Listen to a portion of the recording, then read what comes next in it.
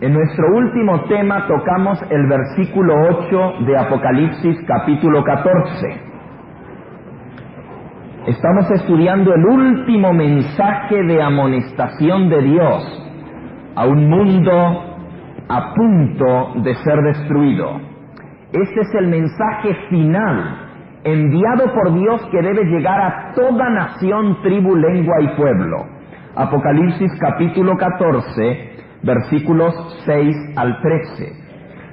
Y anoche estudiamos el versículo 8, el segundo ángel. Dice el versículo 8, otro ángel le siguió diciendo, ha caído Babilonia, la gran ciudad, porque ha hecho beber a todas las naciones del vino del furor de su fornicación. Anoche comenzamos a ver lo que es Babilonia y descubrimos que representa un sistema falso de religión apóstata en rebelión directa a la religión del Dios verdadero. El sistema de engaño y falsedad introducido por Satanás en esta tierra en desafío abierto de la verdad de Dios y de su palabra. El pueblo de Dios siempre ha tenido conocimiento de la verdad como está en Dios. Y Dios le ha llamado a apartarse totalmente de este sistema falso de verdad o de mentira representado por Babilonia. La Biblia nos dice que Babilonia es una mujer, y en la Biblia, en el libro de Apocalipsis, la mujer representa un sistema religioso, una iglesia. Así como la mujer pura representa a la iglesia de Cristo, a su esposa en la Biblia y en el libro de Apocalipsis, también la mujer vil, la mujer ramera o prostituta, como se le llama en el libro de Apocalipsis, representa un sistema falso de religión. Y esta mujer, dice el versículo 4 de Apocalipsis 17, Apocalipsis 17:4, vamos a leer el 3. Me llevó en el espíritu al desierto y vi a una mujer sentada sobre una bestia escarlata, llena de nombres de blasfemia, que tenía 7 cabezas y 10 cuernos. Y la mujer estaba vestida de púrpura y escarlata, adornada de oro, de piedras preciosas y de perlas, y tenía en la mano un cáliz de oro, lleno de las abominaciones y de la inmundicia de su fornicación. Y en su frente tenía un nombre escrito, un misterio: Babilonia la Grande, la madre de las rameras y de las abominaciones de toda la tierra. La mujer, dice el versículo 6, estaba ebria de la sangre de los santos y de los mártires de Jesús. Cuando la vi quedé asombrado con gran asombro, y el ángel me dijo, ¿por qué te asombras? Yo te diré el misterio de la mujer y de la bestia que la trae, la cual tiene 7 cabezas y 10 cuernos. La bestia que has visto era, y no es, y está para subir del abismo e ir a perdición. Y los moradores de la tierra, aquellos cuyos nombres no están escritos desde la fundación del mundo en el libro de la vida, se asombrarán viendo a la bestia que era, y no es, y será. Esto es para la mente que tenga sabiduría. Las 7 cabezas son 7 montes sobre los cuales se sienta la mujer, y son 7 reyes. 5 de ellos han caído, uno es, y el otro aún no ha venido, y cuando venga es necesario que dure breve tiempo. Y la bestia que era y no es también el 8º, y es de entre los 7 y va a perdición. Y los 10 cuernos que has visto son 10 reyes que aún no han recibido reino, pero por una hora reinarán y recibirán autoridad como reyes juntamente con la bestia. La mujer está sentada sobre una bestia que tiene 7 cabezas y 10 cuernos. Si ustedes se fijan nuestro temario, por cierto, si alguno no tiene el temario, puede recibir una copia de él para invitar a alguna otra persona que quiera asistir. A la salida pueden pedirlo en la mesita que está a la entrada de la iglesia. Allí van a estar las copias del temario para entregarles a ustedes a la salida. Vamos a estar en el tema de mañana estudiando qué es esa bestia que trae a la mujer que tiene 7 cabezas y 10 cuernos. 5 han caído, uno es y otro no ha subido. Y cuando suba durará breve tiempo, y el 8º es de los 7 y va a perdición. Ese es el tema de mañana por la noche, la bestia. Luego, el miércoles por la noche veremos la imagen de la bestia. El jueves, Estados Unidos en la profecía. Y el viernes, la marca de la bestia, para culminar el sábado con la ira de Dios y los santos del Altísimo. Esta noche nos toca ver el tema, el vino del furor de su fornicación. Acabamos de leer que la mujer que está sentada sobre la bestia tiene una copa de oro en su mano. Y ese cáliz de oro está lleno de abominaciones y de la inmundicia de su fornicación. En el capítulo 18, en el versículo 2, nos dice que este ángel clamó con voz potente diciendo: ha caído la gran Babilonia y se ha hecho habitación de demonios, guarida de todo espíritu inmundo y albergue de toda ave inmunda y aborrecible, porque todas las naciones han bebido del vino del furor de su fornicación, y los reyes de la tierra han fornicado con ella. Los mercaderes de la tierra se han enriquecido de la potencia de sus deleites. Y oí otra voz del cielo que decía: salid de Babilonia, pueblo mío, para que no seáis partícipes de sus pecados, ni recibáis de sus plagas, porque sus pecados han llegado hasta el cielo, y Dios se ha acordado de sus maldades. Esta mujer, dice aquí, ha dado a beber de esa copa, de ese cáliz de oro, y lo que tiene adentro, que es el vino del furor de su fornicación, a todas las naciones de la tierra, y también los reyes de la tierra han fornicado con ella y están ebrios del vino del furor de su fornicación. Es interesante descubrir que esta fraseología apocalíptica que usa el apóstol San Juan en el libro de Apocalipsis, él la toma prestada del Antiguo Testamento. Ustedes pueden encontrar a esa mujer que se llama Babilonia también en el Antiguo Testamento, en el libro de Jeremías. En el libro de Jeremías, en el capítulo 51, Jeremías capítulo 51, van a encontrar exactamente la misma imagen, la misma figura describiendo a Babilonia.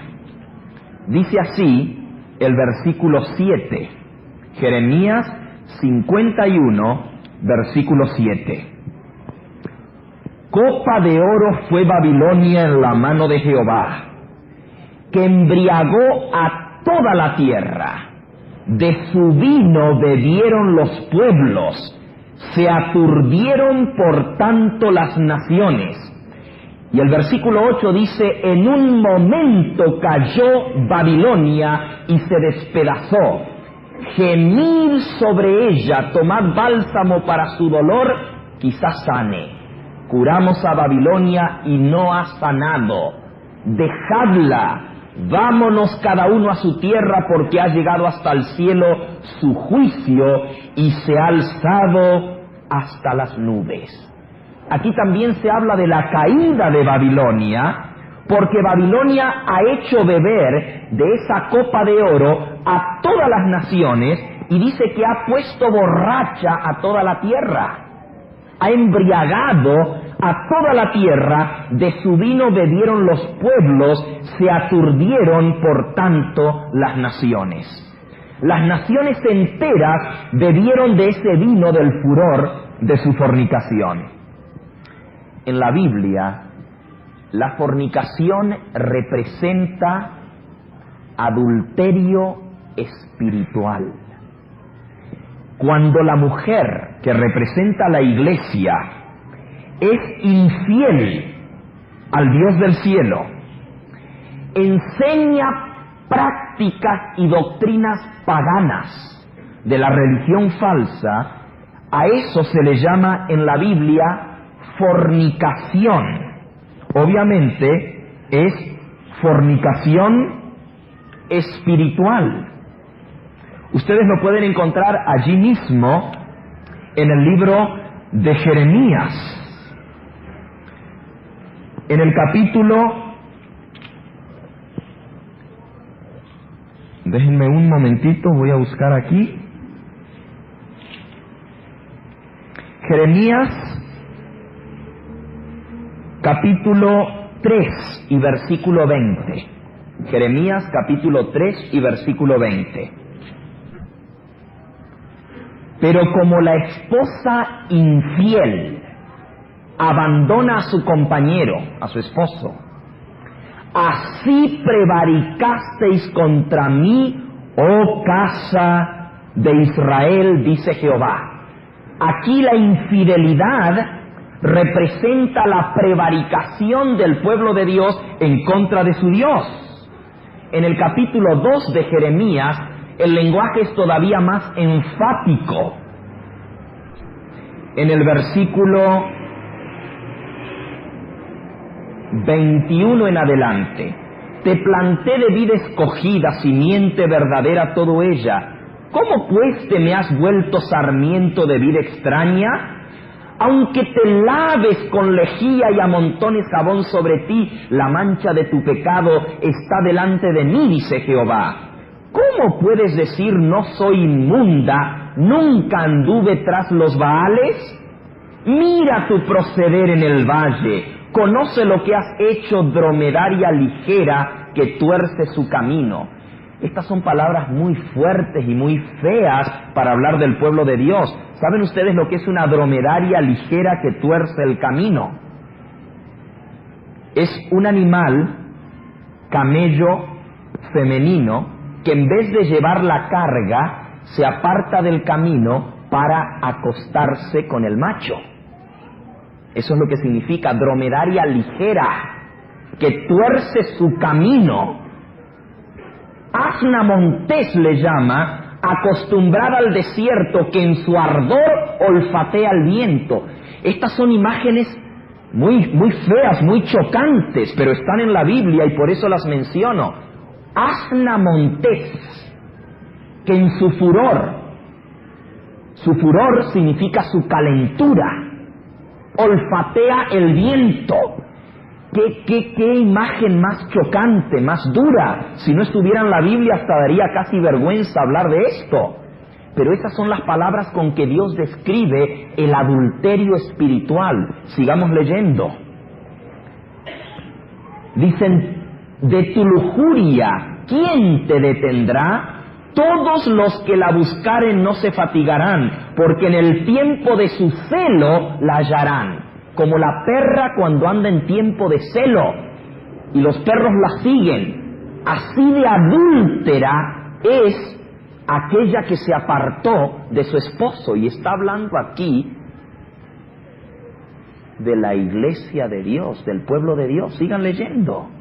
Guarda tus pies de andar descalzos y tu garganta de sed, mas dijiste, no hay remedio en ninguna manera, porque a extraños he amado y tras ellos he de ir.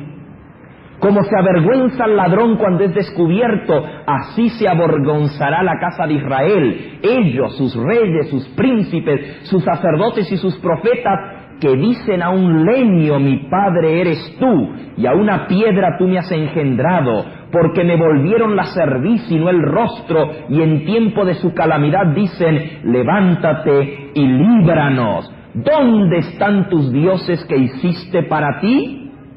Levántense ellos a ver si te podrán librar en el tiempo de tu aflicción, porque según el número de tus ciudades, oh Judá, fueron tus dioses. ¿Por qué porfías conmigo? Todos vosotros prevaricasteis contra mí, dice Jehová. Oh generación adúltera, atended vosotros la palabra de Jehová.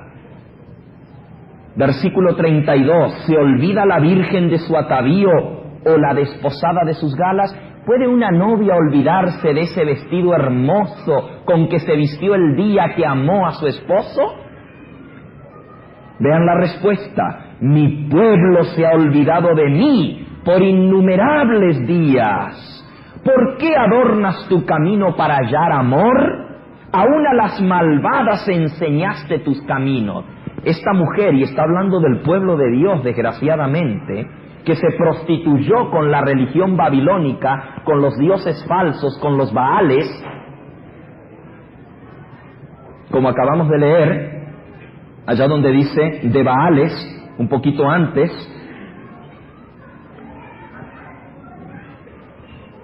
dice que no solamente ella se prostituyó, la iglesia, sino que también a las malvadas enseñaste tus caminos. Por eso la Babilonia moderna en el libro de Apocalipsis es una mujer ramera, Apocalipsis 17:5, madre de las rameras y de las abominaciones de la tierra. Enseña sus caminos a otros también. Podríamos seguir leyendo mucho, pero el punto es que en la Biblia el apartarse del camino de Dios e ir tras religiones y dioses falsos está representado como adulterio, como fornicación espiritual del más bajo grado. Y la Babilonia moderna es culpable de eso mismo. Leamos un versículo más. Ezequiel capítulo 16, para que ustedes vean la misma terminología de adulterio espiritual. Ezequiel capítulo 16 y versículo 8. La infidelidad del pueblo de Dios se titula ese capítulo. Dice así, yo pasé junto a ti otra vez y te miré, y he aquí que tu tiempo era tiempo de amores. Extendí mi manto sobre ti, cubrí tu desnudez, te di juramento, entré en pacto contigo, dice Jehová el Señor, y fuiste mía. Te lavé con agua, lavé tus sangres, de encima de ti te ungí con aceite, te vestí de bordado, ceñí lino, te cubrí de seda, te atavié. Aquí está hablando de cómo Dios acepta a su pueblo y lo hace suyo, entra en un contrato de amor con él, en un contrato de matrimonio. Pero lo triste es que esa esposa amada, a quien Dios vistió de gala para casarse con ella, su iglesia, se vuelve ahora el infiel. Lean el versículo 13 en adelante.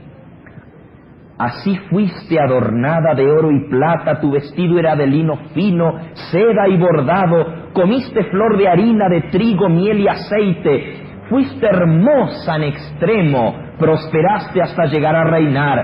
Salió tu renombre entre las naciones a causa de tu hermosura, porque eras perfecta, a causa de mi hermosura que yo puse sobre ti, dice Jehová el Señor. el que hace hermoso a su pueblo es Dios. Es la hermosura de Cristo, de su pureza, de su justicia, la que hace hermoso a su pueblo. Pero miren lo que pasó. Versículo 15. Confiaste en tu hermosura y te prostituiste a causa de tu renombre, derramaste tus fornicaciones a cuantos pasaron, fuiste de ellos.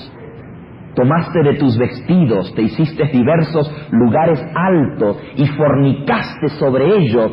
Cosa semejante nunca jamás había sucedido ni sucederá. Tomaste asimismo tus hermosas alhajas de oro, te hiciste imágenes de hombre y fornicaste con ella. Tomaste tus vestidos, mi aceite y mi incienso, y pusiste delante de las imágenes. Mi pan también que yo había dado, la flor de harina, el aceite y la miel con que yo te mantuve, pusiste delante de ellas para olor agradable, y fue así, dice Jehová, el Señor. Además de esto tomaste a tus hijos y a tus hijas que habías dado a luz para mí, y los sacrificaste a ellas para que fuesen consumidos. ¿Son pocas tus fornicaciones? Para que degollases también a mis hijos y los ofrecieras a aquellas imágenes como ofrenda que el fuego consumía. Con todas tus abominaciones y tus fornicaciones, ¿no te has acordado de los días de tu juventud, cuando yo te acepté como mía? Qué triste, ¿verdad? Cómo Dios describe a su pueblo. Eso pasó con el pueblo de Israel de antaño. Llegó a ser un pueblo adúltero, porque aceptó la doctrina falsa de Babilonia. Adoró a los dioses de Babilonia. Se prostituyó tras ello con el leño y con la piedra, haciendo imágenes. Y no solamente eso, sino que usó las cosas sagradas del culto de Dios para dedicarlas al culto falso de la religión falsa. Ahora, en el Nuevo Testamento se nos habla no del pueblo de Israel, porque ellos dejaron de ser el pueblo de Dios al rechazar el Mesías. Y Dios formó un pueblo de todo aquel que aceptase al Señor Jesús. El pueblo de Israel moderno, como vimos el sábado, ese es el pueblo de Dios que ha aceptado al Señor Jesús. Esos son los redimidos del Señor. Pero lo triste de todo esto es que el Nuevo Testamento también nos habla que la iglesia pura que Cristo formó, el pueblo cristiano, también hizo lo mismo que el pueblo antaño de Israel. Se apartó por el mal camino y aceptó en su seno las abominaciones de la religión falsa de Babilonia. ¡Qué terrible! Que esa historia se haya vuelto a repetir en la iglesia cristiana. Anoche nosotros estudiamos la doctrina babilónica y vimos un sinnúmero de cosas que enseña la religión babilónica de antaño, cosas muy similares a las que hoy en día se practican aún en iglesias y cultos cristianos. No tienen base en la palabra de Dios, no tienen base en las enseñanzas de Cristo ni de los santos apóstoles, y sin embargo son practicadas como culto cristiano dentro de cuerpos religiosos que se llaman o se dicen ser el pueblo de Cristo.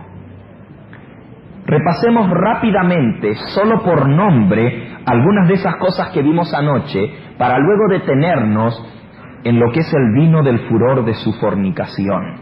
O sea, en esas doctrinas que caracterizan a Babilonia y que hoy en día todas las naciones de la tierra han bebido de esa fornicación y están borrachas con esas doctrinas falsas. Nosotros vimos que la religión babilónica era una religión de misterio, que trataba de imitar al culto verdadero de Dios, pero era una falsificación de ese culto verdadero. Se introdujo la adoración de la criatura antes que el Creador. El apóstol San Pablo habla acerca de esto con respecto a las religiones paganas. Y él dice así en Romanos capítulo 1 y versículo 22 y 23. Profesando ser sabios se hicieron necios, cambiaron la gloria del Dios incorruptible en semejanza de imagen de hombre corruptible, de aves, de cuadrúpedos y de reptiles, por lo cual también Dios los entregó a la inmundicia de esa religión, en las concupiscencias de sus corazones, de modo que deshonraron entre sí sus propios cuerpos, ya que cambiaron la verdad de Dios por la mentira, honrando y dando culto a las criaturas antes que al Creador, el cual es bendito por los siglos. Amén. Por esto Dios los entregó a pasiones vergonzosas, pues aún sus mujeres cambiaron el uso natural por el que es en contra de la naturaleza, lesbianismo. De igual modo también los hombres, dejando el uso natural de la mujer, se encendieron en su lascivia, hombres con hombres, cometiendo hechos vergonzosos, varones con varones, y recibiendo en sí mismos la retribución debida a su extravío. Vean ustedes qué terrible es la religión falsa, la religión pagana. Adoran a las criaturas antes que al Creador. Adoran al hombre, a imagen de buey, de cuadrúpedos, de reptiles, adorando a las criaturas antes que a Dios. La Babilonia moderna es culpable de esto mismo, como vamos a ver en un momento: adorar a las criaturas antes que a Dios, ir en contra de los mandamientos de Dios que indican que nadie debe postrarse ante una imagen, que solamente debe adorarse a Dios. Lo vamos a leer en un momento. Ahora, vimos también anoche que la religión babilónica tenía un sistema de sacrificios falso y tenía sacerdotes en ese sistema de sacrificios. Una de las características del sacerdocio babilónico era que tenía un colegio de pontífices o cardenales, la religión babilónica. Un colegio de pontífices o cardenales. Entre ellos, el pontífice máximo, ahora hablando de la religión babilónica, el pontífice máximo era la representación visible de Dios, era una encarnación de Dios, un hijo de Dios. La religión babilónica, recuerden que se desparramó por todas las naciones antiguas. Los egipcios, por ejemplo, adoraban al faraón. El faraón era el rey. Se postraban delante de él, besaban su anillo. Esa es parte de la religión egipcia. Ustedes lo pueden ver en la religión egipcia, las personas postrándose. El faraón era llevado sobre hombros en una silla, y como hace mucho calor en Egipto, llevaban personas que lo iban acompañando con unos abanicos grandes y le iban abanicando con plumas de avestruz. La gente se postraba delante de él, besaban sus pies y besaban su anillo. ¿Por qué? Porque el faraón representaba a la deidad. Para ellos era como el mismo Dios. El nombre faraón es un título de la religión egipcia. Faraón. Ra es el dios Ra, Amón Ra. On es sol en idioma egipcio. Fa es hijo en idioma egipcio. Significa hijo del dios sol. Hijo del dios sol. Siempre los sacerdotes egipcios y babilónicos llevaban un gorrito sobre su cabeza redondo. Ya vimos anoche que también se les pelaba aquí en la coronilla de la cabeza en forma redonda. Estos son los sacerdotes de la religión pagana babilónica y también los sacerdotes egipcios. Se les pelaba en forma redonda porque como eran hijos del dios sol, llevaban la señal del sol sobre su cabeza, un círculo redondo en el cual se les pelaba la coronilla. Y también usaban un gorro redondo sobre su cabeza. Usaban vestiduras negras. Ustedes lo pueden ver en la religión babilónica, en la religión caldea, en la religión asiria, en la religión de los medos y persas y en la religión de los egipcios. Los sacerdotes con vestiduras negras. No solamente eso, el sumo pontífice era la representación de la deidad y era adorado como tal, recibía adoración. La señal del colegio de cardenales, les expliqué anoche, en la religión babilónica, viene del título cardo, que significa bisagra, porque los cardenales estaban supuestos a ser los que abrían y cerraban la puerta del cielo, los que daban entrada a la vida eterna.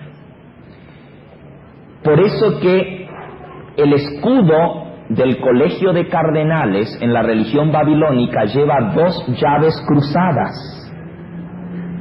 Las llaves cruzadas representan el poder de los cardenales de abrir y cerrar la puerta del cielo. Interesante que Jesús recuerda a su iglesia en el libro de Apocalipsis, en el capítulo 3 y versículo 7, que Él es el que tiene la llave y que Él es el que abre y ninguno cierra, y Él es el que cierra y ninguno abre. A ningún ser humano se le ha dado ese poder, sino solamente a Cristo. Es interesante descubrir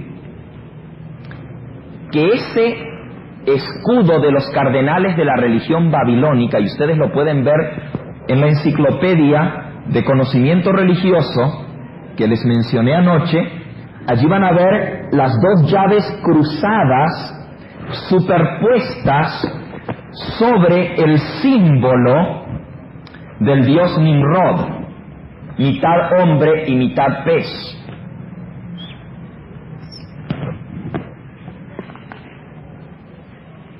Sobre este entonces se cruzan las 2 llaves.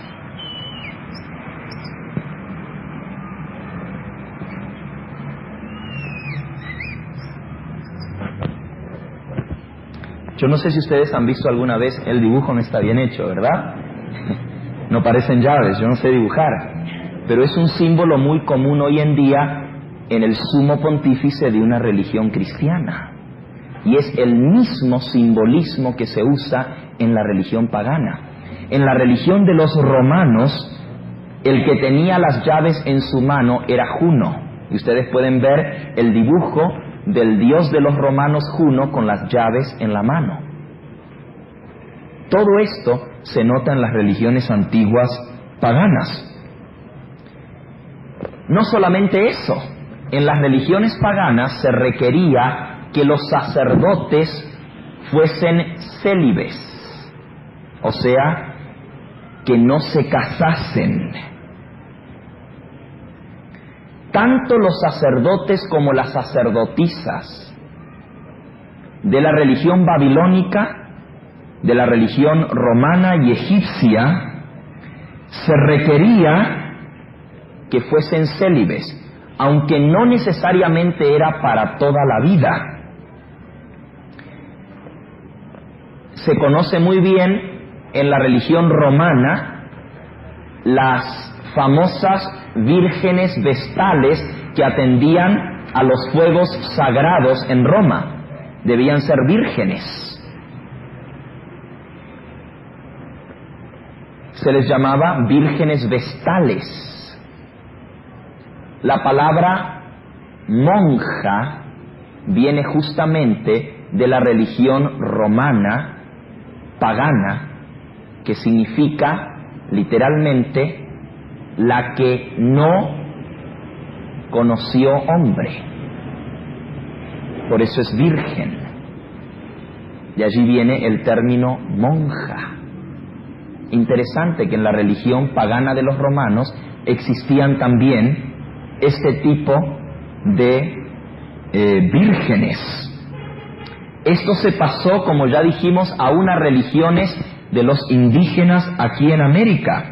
En los incas del Perú, usted puede encontrar que en la religión pagana de los indios de América, los incas, había mujeres jóvenes vírgenes que tenían que hacer un voto de castidad, y si rompían su voto de castidad eran enterradas vivas en la religión de los incas. Es interesante descubrir que la palabra de Dios enseña todo lo contrario con respecto a los ministros de Cristo. Si ustedes recuerdan, el apóstol San Pedro, que según la religión popular hoy en día fue el primer papa, así enseña la religión popular cristiana, Pedro fue el primer papa. Pero resulta que la Biblia dice que Jesús curó la suegra de Pedro. Pedro era casado. Sí, la Biblia enseña que Jesús curó la suegra de Pedro, que tenía fiebre. No podía tener suegra si no tenía esposa, ¿verdad? Algunos quisieran tener esposa sin tener suegra, ¿verdad?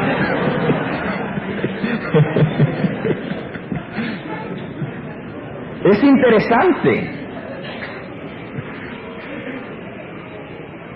que por inspiración divina se dan los requerimientos de los obispos en la palabra de Dios por inspiración divina, y una de las características de los ministros obispos de la Iglesia de Cristo es que deben ser casados. Pueden leerlo, búsquenlo en Primera de Timoteo, capítulo 3. Requisito de los obispos. Primera de Timoteo, capítulo 3. ¿Alguien tiene una Biblia católica aquí? ¿Usted tiene una Biblia católica? ¿Me la presta? Lo voy a leer directamente de la versión católica, Dios habla hoy. Primera de Timoteo, capítulo 3. Requisitos de los obispos. Dice así: ¿cómo deben ser los obispos? Es muy cierto, si alguien aspira a un puesto de obispo, a un buen trabajo aspira. Por eso la conducta del que tiene responsabilidades como obispo ha de ser irreprensible. Debe ser esposo casado con una sola mujer y llevar una vida seria, juiciosa y respetable. Debe estar siempre dispuesto a hospedar gente en su casa. Debe ser apto para enseñar. No debe ser borracho ni amigo de peleas, sino bondadoso, pacífico, desinteresado en cuanto al dinero. Debe saber gobernar bien su casa y hacer que sus hijos sean obedientes y respetuosos, porque si uno no sabe gobernar su propia casa, ¿cómo podrá cuidar como obispo de la Iglesia de Dios? que tuviese su esposa y sus hijos en sujeción con toda honestidad, porque el que no sabe gobernar su propia casa, ¿cómo va a dar ejemplo a otros? ¿Cómo va a hablar a los matrimonios que necesitan ayuda si él mismo nunca se ha casado? Qué interesante que la palabra de Dios específicamente determine que los obispos deben casarse, pero que la religión babilónica de antiguo, la religión falsa, pedía que los sacerdotes fuesen célibes.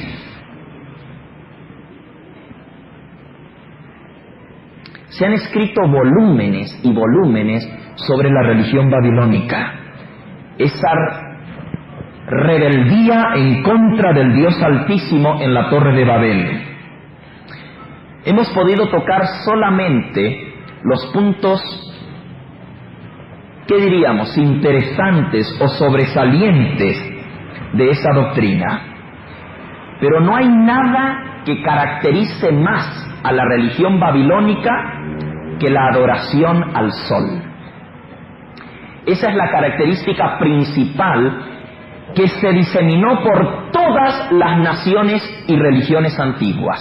En Canaán, en Egipto, en Grecia, en Roma, en Asiria, el culto al dios Sol, adorando a algo creado en vez de adorar al Creador de los cielos y de la tierra. En la Biblia, el dios Sol está representado por Baal. Se lo adoraba en los lugares altos. Por eso leímos hace un momento que el pueblo de Israel se había prostituido en los lugares altos. El sol se adoraba en lugares altos donde no era cubierto por la vegetación ni las montañas. Por eso los cultos de adoración al sol eran encima de las montañas donde se podía ver el amanecer para postrarse delante del sol, donde se podía ver el anochecer, en lugares altos. Un símbolo del dios Baal, como vimos anoche también, era el toro o el buey. El sol era adorado como fuente de vida y de reproducción. El sol es el que da vida, el que fertiliza, el que hace que las plantas crezcan. Y el toro es símbolo del poder reproductor. Los israelitas, así como los paganos, llegaron los israelitas a aceptar dentro de su culto la adoración al sol. El nombre del hijo de Nimrod con Semiramis es Tamuz. Tamuz. Y en la Biblia se menciona el culto a Tamuz. Lo pueden leer ustedes en el libro de Jeremías también y en el libro de Ezequiel. Por cierto, antes de que leamos esto, quiero mencionarles algo más sobre el sumo pontífice. El sumo pontífice en las religiones paganas era infalible, no podía errar. Por eso es que la religión de los medos y los persas decían que cuando daba una ley, el rey no podía ser revocada. Hoy nosotros nos reímos de eso. Nos parece ridículo que si un gobernante daba una ley no podía después cambiar esa ley. Pero ¿saben por qué no se podía cambiar? Porque eso hubiese puesto en tela de juicio la infalibilidad del sumo pontífice. Así que en las religiones babilónica, caldea y egipcia, el dirigente máximo, el representante de la deidad, era infalible. No podía errar, no podía equivocarse. Lo que él decía siempre estaba en lo correcto. Por eso las leyes no podían ser revocadas.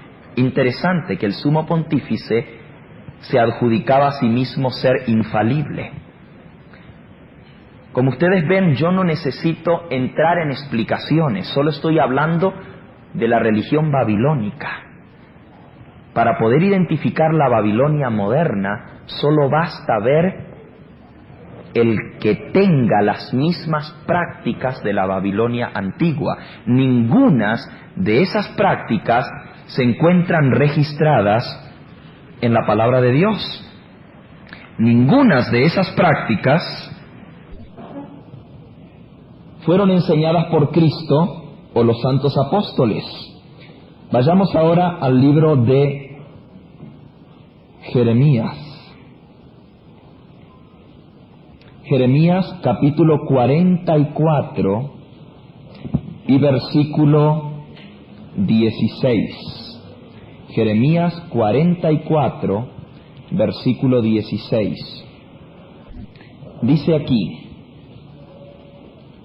la palabra que nos ha hablado en nombre de Jehová no la oiremos de ti, sino que ciertamente pondremos por obra toda palabra que ha salido de nuestra boca, para ofrecer incienso a la Reina del cielo, derramándole libaciones como hemos hecho nosotros y nuestros padres, nuestros reyes y nuestros príncipes, en las ciudades de Judá y en las plazas de Jerusalén, y tuvimos abundancia de pan y estuvimos alegres y no vimos mal alguno. Mas desde que dejamos de ofrecer incienso a la Reina del cielo y de derramarle libaciones, nos falta todo, y a espada y de hambre somos consumidos. Mas cuando ofrecimos incienso a la Reina del cielo y le derramamos libaciones, ¿acaso le hicimos nosotros tortas para tributarle culto y le derramamos libaciones sin consentimiento de nuestros maridos? Ofrecían tortas a la Reina del cielo, hacían libaciones a la diosa babilónica, Isis. Entre los egipcios, la diosa babilónica es Ishtar, la luna. El sol es el esposo, la luna es la esposa. Lo mismo entre las religiones de los egipcios. Isis y Osiris, el sol y la luna, el dios y la diosa, la reina del cielo. Interesante que hoy en día, en una religión moderna cristiana, se adora a la reina del cielo, la cual está sobre la luna.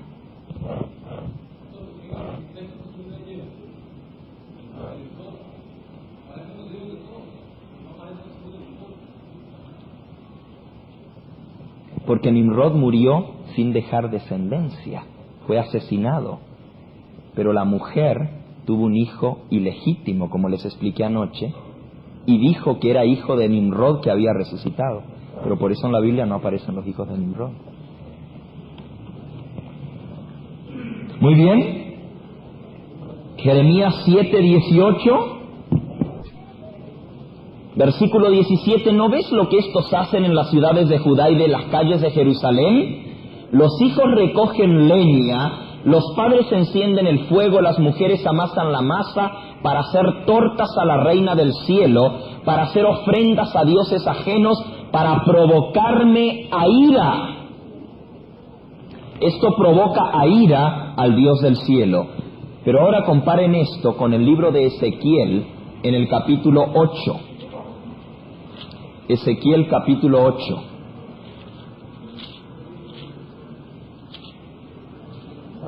Visión de las abominaciones de Jerusalén.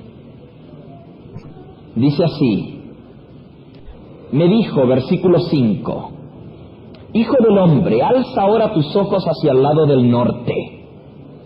Y alcé mis ojos hacia el norte, y aquí al norte, junto a la puerta del altar, del templo de Dios. Porque ustedes pueden leer allí en el versículo 1, en el 6º año, en el mes 6º, a los 5 días del mes, aconteció que estaba yo sentado en mi casa, y los ancianos de Judá estaban sentados delante de mí, y se posó sobre mí la mano del Señor, y miré aquí una figura que parecía de hombre. Y ahí sigue describiendo: el Espíritu me alzó y me llevó hasta el templo, a la casa de Jehová. Y dice: yo alcé mis ojos, versículo 5, y miré, y aquí junto a la puerta del altar había una imagen de celo en la entrada. Una imagen de celo en la entrada. Me dijo entonces: hijo del hombre, ¿no ves lo que estos hacen, las grandes abominaciones de la casa de Israel, para alejarme de mi santuario? Pero vuélvete aún y verás abominaciones mayores. Y me llevó a la entrada del atrio, y miré, y aquí en la pared un agujero. Y me dijo: hijo del hombre, cava ahora en la pared. Y cavé en la pared, y aquí una puerta. Y me dijo: entra y ve las malvadas abominaciones que estos hacen allí. Entré pues y miré, y aquí toda forma de reptiles y bestias abominables, y todos los ídolos de la casa de Israel que estaban pintados en las paredes alrededor. Imágenes pintadas en torno del templo de Dios. Y delante de ellos estaban 70 varones de los ancianos de la casa de Israel, Hazanías hijo de Safán en medio de ellos, cada uno con su incensario en su mano, y subía una nube espesa del incienso, práctica pagana de quemar incienso ante las imágenes y prenderles velas. Eso es parte del culto babilónico, prender velas ante las imágenes y ofrecerles incienso. Y me dijo: hijo del hombre, ¿has visto las cosas que los ancianos de la casa de Israel hacen en las tinieblas, cada uno en sus cámaras pintadas de imágenes? Porque dicen ellos: no nos ve Jehová, Jehová ha abandonado la tierra. Y me dijo después: vuélvete aún y verás abominaciones mayores que hacen estos.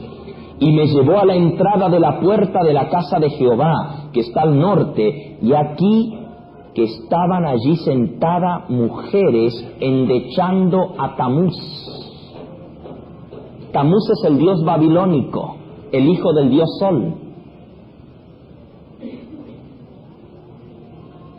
Lloraban a Tamuz. ¿Saben por qué lloraban? ¿Se acuerdan lo que les conté ayer en la religión babilónica? Que según la historia, Tamuz murió y resucitó. El lloro, el endecho, es por la muerte de Tamuz. Y me dijo, versículo 15: ¿no ves, hijo de hombre? Vuélvete aún y verás abominaciones mayores que estas. Y me llevó al atrio de adentro de la casa de Jehová. Y aquí junto a la entrada del templo de Jehová, entre la entrada y el altar, como 25 varones, sus espaldas vueltas al templo de Jehová, y sus rostros hacia el oriente, adoraban al sol, postrándose hacia el oriente. Esta es la característica principal de la religión babilónica: la adoración al dios Sol, postrándose hacia el este. Es interesante que en las religiones paganas siempre los paganos se vuelven hacia el este, y todas las iglesias tienen que tener el altar hacia el este en la religión pagana. Averigüen ustedes cuál es la regla para construir las iglesias en la religión cristiana popular y verán hacia qué lado siempre tiene que estar el altar: hacia el lado del sol. Si ustedes van a la basílica principal de la religión babilónica moderna, verán que sobre el altar mayor, y si yo pudiese les mostraría las fotos que yo mismo tomé, encima del altar mayor en la basílica de Júpiter, porque ustedes deben saber que el monte Vaticanus, la palabra Vaticano, en latín Vaticanus, significa echar suertes y predecir el futuro. Vaticinar viene de la palabra Vaticano, vaticinar, predecir el futuro. Ese era el lugar más sagrado de la religión romana de misterio, el monte Vaticanus. Y allí en el monte Vaticano estaba el templo del dios Júpiter. El dios Júpiter en la religión romana es el padre del panteón, el dios principal. Sobre el monte Vaticanus estaban las sacerdotisas del culto romano de misterio que entraban en trance satánico y predecían el futuro, profetizaban en nombre de Júpiter y predecían el futuro. Por eso el monte se llamaba Monte Vaticanus. Hasta el día de hoy se llama Vaticano. En esa basílica, el altar principal está hacia el este, y ustedes pueden ver por encima del altar principal una inmensa imagen del sol, pintada con rayos. Está calculada de tal manera que el sol, al pasar por en medio de ese vidrio de colores que está pintado el sol, el rayo del sol caiga directamente y alumbre a la hora del sacrificio de la mañana, a las 9 de la mañana, a la hora de la misa. Por cierto, la palabra misa viene del latín que quiere decir misterio, un misterio, la misa. Y a las 9 de la mañana, el rayo que entra por allí con el sol da directamente sobre la imagen de Júpiter. Ahora, lo que yo estoy diciendo, no crean que es un invento, lo pueden buscar en la Enciclopedia Católica.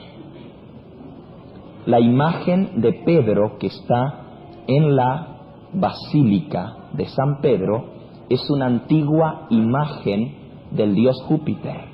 Eso lo dice la Enciclopedia Católica, que hoy en día ha sido consagrada como imagen de Pedro.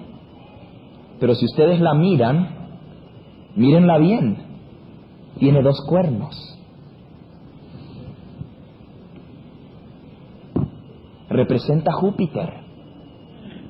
Los cuernos no se ven porque tiene la triara encima, pero cuando le descubren la triara, tiene 2 cuernos. El dedo de esa imagen está todo pelado de tanto que la gente lo besa al pasar por allí.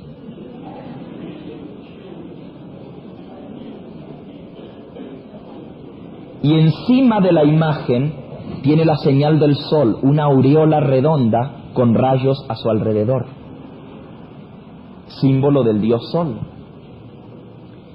El día principal de culto dentro de las religiones paganas babilónica, egipcia, los egipcios adoraban al sol como dios principal, Amón o Ra, el dios sol. De ahí que Faraón es hijo del dios sol, el dios principal de los egipcios. El día del sol siempre fue celebrado tanto por los romanos como por los egipcios y los caldeos el primer día de la semana. Aún en algunos idiomas todavía el primer día de la semana se llama día del sol. Por ejemplo, en inglés, Sunday es el día del sol, o en alemán, Sonntag, día del sol. El primer día de la semana. Los romanos pusieron nombre a los días y le pusieron al domingo Dominicus Dei. De ahí viene domingo, Dominicus. Pero no son por los dominicanos. Dominicus significa día del Señor Dios Sol. Dominus es Señor. Dominus Dei, Dominicus, día del Señor. Claro, hoy en día se le llama al domingo el día del Señor. Pero la Biblia no le llama al domingo el día del Señor.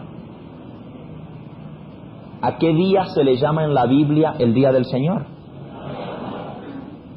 No se le llama el domingo. Ustedes pueden leer desde el Génesis hasta el Apocalipsis, y en la Biblia el día del Señor es el sábado. Desde la misma creación, desde el mismo comienzo, cuando Dios creó el mundo, dice la Biblia en el capítulo 2 y el versículo 1 al 3, fueron pues acabados los cielos y la tierra y todo el ejército de ellos. Génesis 2, versículo 1 al 3. Y acabó Dios en el día séptimo la obra que Él hizo, y reposó en el día séptimo de toda la obra que hizo. Y bendijo Dios al día séptimo y lo santificó, porque en él reposó de toda la obra que había hecho en la creación. Dios creó el mundo en 6 días y reposó el 7º día. Y en la santa ley de Dios, que él escribió con su propio dedo y entregó a Moisés en el monte de Sinaí, el 4º mandamiento de esa ley declara, Éxodo 20, 8 al 11, acuérdate del día de sábado para santificarlo. 6 días trabajarás y harás toda tu obra, mas el 7º día es sábado para Jehová tu Dios. Reposo, no hagas en él obra alguna, tú, ni tu hijo, ni tu hija, ni tu siervo, ni tu criada, ni tu bestia, ni tu extranjero que está dentro de tus puertas. Porque en 6 días hizo Jehová los cielos, la tierra, el mar y todas las cosas que en ellos hay, y reposó en el 7º día. Por tanto Jehová bendijo el día de sábado y lo santificó. Pueden leerlo en el Nuevo Testamento también. Se nos dice que Jesús es el Señor del sábado. San Marcos capítulo 2 y versículo 27 y 28. El sábado fue hecho por causa del hombre, y no el hombre por causa del sábado. Por tanto, el Hijo del Hombre es Señor ¿de qué? Del sábado. Jesús es el Señor del sábado, por lo tanto el sábado es el día del Señor. En el libro de Isaías, en el capítulo 58 y en el versículo 13, declara la palabra de Dios: si retrajeres del sábado tu pie de hacer tu voluntad en mi día santo. ¿Cómo le llama la Biblia al sábado? Dios dice es mi día. Por eso el sábado es el día del Señor, porque es su día santo. Y al sábado llamares delicia, santo, glorioso de Jehová, y lo venerares, no andando en tus propios caminos, ni buscando tu voluntad, ni hablando tus propias palabras. El sábado en la Biblia es el día del Señor. Fue guardado desde la creación de esta tierra a través de todos los siglos por el pueblo verdadero de Dios. Los judíos lo guardaron, pero el sábado no es un día solamente para los judíos. Es el día que nos recuerda que Jesús es el creador de los cielos y de la tierra y de todo lo que en ellos hay. Jesús guardó el sábado. Sus apóstoles guardaron el sábado y lo enseñaron. Y en el libro de Apocalipsis, este mensaje tan solemne que estamos estudiando, este mensaje que ha de sacudir al mundo en el tiempo del fin, declara. Apocalipsis 14:7. Temed a Dios y dadle gloria, porque la hora de su juicio ha llegado, y adorad a aquel que hizo el cielo, la tierra y el mar.